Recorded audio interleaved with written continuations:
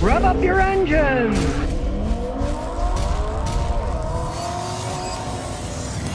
Honda Civic homeowner says, I got a 2007 Trailblazer that burns oil. What would happen if I put full synthetic oil in? Will it burn the oil slower? Well, actually, it'll probably burn the oil faster, unfortunately, because the full synthetic oil flows better. It'll flow through the holes quicker. Cheaper oil actually probably would burn less. The thing is, they started using low-tension piston rings on those things, and they get old, they're not strong enough, and they just start burning a bunch of oil. The only thing I'd advise you to try, and what the heck, it's worth it. My friend Bernie in Albuquerque, ATS, he sells a fuel cleaner and an oil cleaner for cleaning the engine. You get the oil cleaner, you pour it in your engine oil, then you rev the engine up to about 1,500, 2,000 RPMs, put a fan in front of the car so it doesn't get hot. Do that for 15, 20 minutes. That will clean all the carbon out of the engine. Then change the oil and filter. That may slow down the oil because tension piston rings, they don't have much pressure. Carbon can make them stick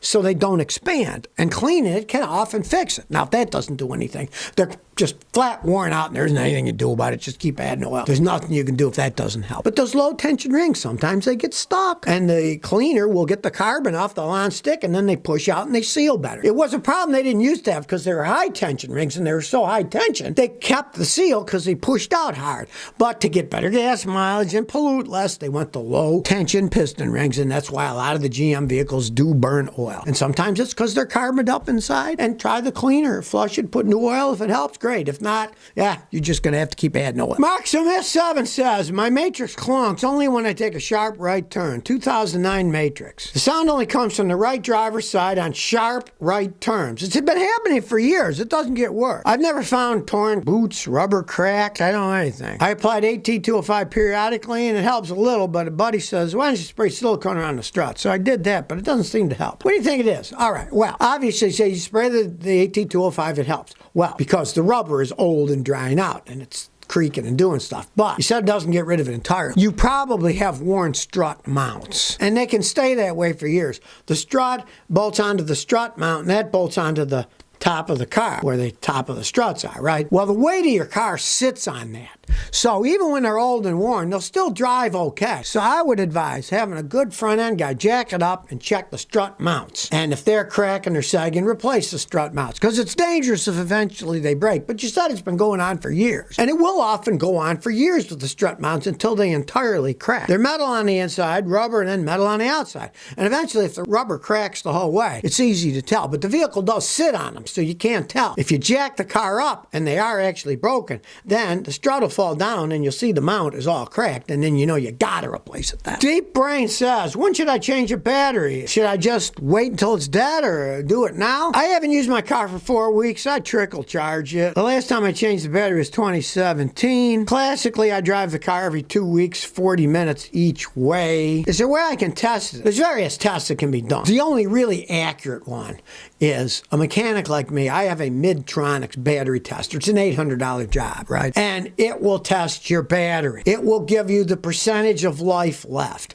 Then you can make a choice, right? My advice, if it's less than 25%, I would definitely change it. And it's old, you know, it's what, 6-year-old battery, so it's probably on its way out.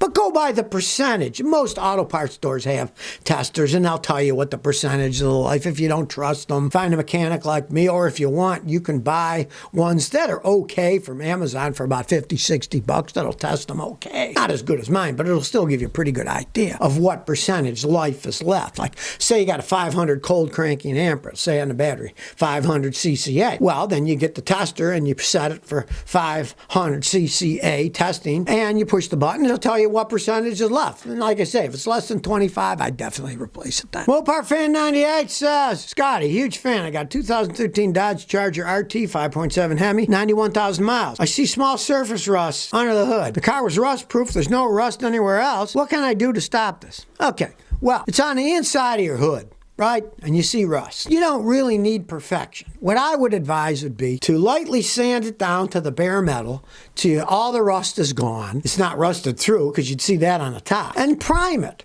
And if you want, try to paint it to match whatever color it is inside the hood. It's in the inside of the hood, so who really cares? But you'd want to sand it down to the bare metal so there's no more rust. Then paint it with primer so it's sealed. Then if you want whatever color it was painted, you could paint it to try to match the rest of it. It doesn't have to be perfect paint match. It's inside the hood. But that's what you want to do. If there is rust, you want to get rid of it. Sand it down to the bare metal, primer it. It's a good thing it's not on the outside where you see it, because you're never going to be able to get it perfect and then repaint it to the factory paint. You'll always notice it. But at least if it's under the hood, you want to get it mechanically safe by sanding it down to the bare metal, priming it, and then paint whatever color you want to try to match the inside. You don't see it from the outside, so at least it's not there. And also look around, because let's say it's around your battery. Might be your battery's putting battery acid out, and if battery acid is then eating a hole in the metal, that will happen too. So see if there's any battery acid that's getting on that area, and if there is, then I'd replace the battery. It means the battery's sulfating out, and it's starting to get the fumes out that wreck the metal in the car. Gutch says, Scotty, I want to know, how can I sell a car engine that has 65,000 miles on it? Well, you can advertise all over on the internet, on any of those car sites that sell cars and car parts. It's generally a pretty hard sell, because I'm assuming you got the engine, it's just sitting there. People don't know if it works. Now, on the other hand, if you got it in a car, maybe the car's wrecked, but you can still start it, leave it in the car. Then say, have wrecked car, good engine, 65,000 miles. They can see it's in the car with 65,000 miles. They can start it up and at least listen to it and hear, oh yeah, it's running good. Because if you got it on the floor, it's only going to go for whatever anybody wants to give for it. They don't know if it works. The only way they're going to know if it works is they put it in the car. What if they do all their work and it doesn't run right? They're going to be mad. So you're not going to get much for it unless it's in something where it can be started, where it can be run. Otherwise, just advertise it and you see if anybody's looking for an engine like that. Does it work? Does it not work? I've seen so many guys buy engines that somebody had sitting in a garage. They got them, put them in the cars. The things wouldn't even crank over. Generally not going to get much for an engine that's used, unless it isn't a wrecked car, but you can still at least start it. You're not going to run it long, but you can start it to hear it run, leave it in the car, then advertise, good running engine. People will come and they'll buy it because they can hear it's running, and then you'll get more. If not, you're not going to get much, because most people, they don't know if it works or not. You can't blame them. They don't know. It's just sitting there on the floor. Well, you think people are ripping you off for a brake job? Check this out. This guy, Mr. Parker, owns a McLaren, those fancy English sports cars, right? He took it in for some maintenance, and he ended up getting charged $5,000 for a brake job. But they also changed the oil in the air filter, so well, yes, that's totally understandable, The brake pads alone cost $1,500. They're just stupid brake pads, They don't cost that much to make. But of course, it's a McLaren. Where are you going to get brake pads from McLaren? You got to buy them from McLaren. I just laugh my butt. If anybody that buys one of those cars, they have to understand. Hey, they're going to you every single turn if you take it into a place that works on McLarens. That's just how it goes with those supercars. You buy a car like that, you expect to spend $5,000 for a set of brake pads.